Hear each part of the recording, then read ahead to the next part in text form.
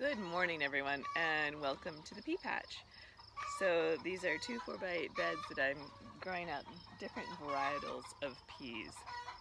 We have a few really warm days predicted, including today, that are going to be into the 80s, and maybe it's very exciting in the chicken yard apparently as well.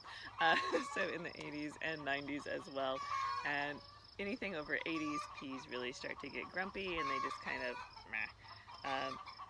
start to suffer and wither, and they're not as very productive, or they start to suffer some sort of diseases or stress, or become more vulnerable to like the dreaded pea weevils. Darn those things.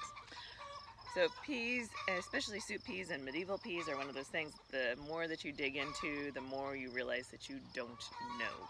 And so with that, I don't have nearly the research pinned down that I would love to have pinned down, but there are some fun, cool things going on in the pea crop right now, and I wanted to capture and share those with you before the summer temperatures may do untoward things to our poor little peas here. So let's jump in and take a look at the different varietals. So for the medieval types, those are growing back here on my pea sticks. I adore these little pea sticks. Well, this one here is a trellis of peas kind of put together at an angle. And these are the Calverts. And the Calverts are one of our older soup pea types. They have these beautiful purple flowers on them. And then the pods themselves are really fun because they grow really large, like this size, and even when they're this large, the flesh of the pod shell itself and the peas are super succulent. And tender and sweet. I just love peas. But anyway, focus. So within the pea pod itself, you can see the peas lined up there, and these peas do get a little rumby-chumby, kind of angular, and they're kind of more of that gray pea varietal that you do see documented within some of the medieval herbals like Gerard. And I just adore these because they do continue on in their fleshy sweetness. The pods don't get stringy, and you can eat them at pretty much any darn stage that you please, from the very beginning of when the pod forms to peas for like shucking and harvesting, but even then the pod is really beautiful to eat. So these are Calverts. Here, let me show you one of these flowers up close. They're just adorable. I mean, they're just beautiful and purple and gorgeous. And then trellised up on a strong vertical element in your garden, it just adds such a beautiful dynamic. So if you have room for Calvert peas, I completely endorse growing them. They are just fantastic, magical creatures. I will always grow these because even if I can't get them to a dry pea harvest, I have them in my garden to just delight all the senses, both visual and mouth. Numb. So next on the lineup are our blue potted peas. So the blue potted peas are also sometimes known as blue blue Blauwschokkers, which is a pea that theoretically, according to seedlore, is documentable back to Holland pre-1500s. I haven't been able to find any more details than that, but with it, it's a really cool pea.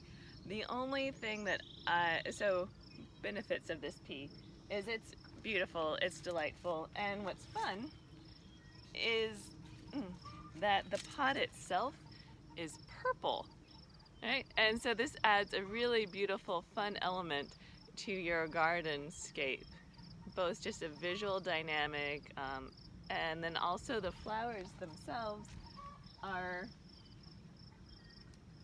this gorgeous pink color with a slightly white top, and sometimes depending on which varietal that you have, these can actually fade to this beautiful blue color. just truly another delight. These come at one point in time a few years ago. You were able to find dwarf varieties of this that only grow 3 feet high or so, but kind of your more medievally types will grow taller to 5 to 8 feet tall, just much like our Calverts over here. So the only drawback to these is that there is a very small window when you can harvest and eat the pods as pods themselves. And that's about at this size, about this stage right here. And with that, then the pod is really nice.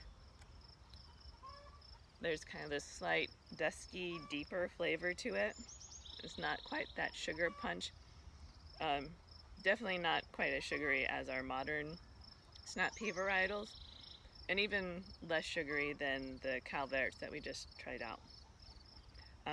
So when they get a little bit larger, oh, this one's still okay.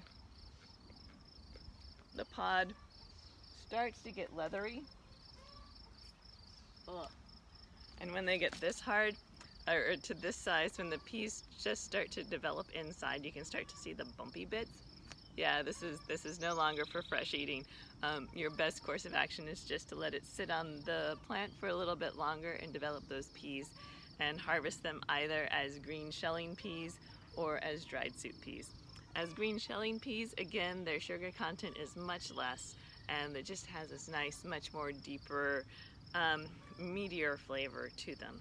The purple tends to, like most purple veggies, kind of fade when you cook them. So even if you were to pop these into a stir fry or some other kind of cooked element, the purple of the pod will fade. But if you chop them up, kind of like at an angle, and toss them into a salad, they would add a really fun purple element into your salad.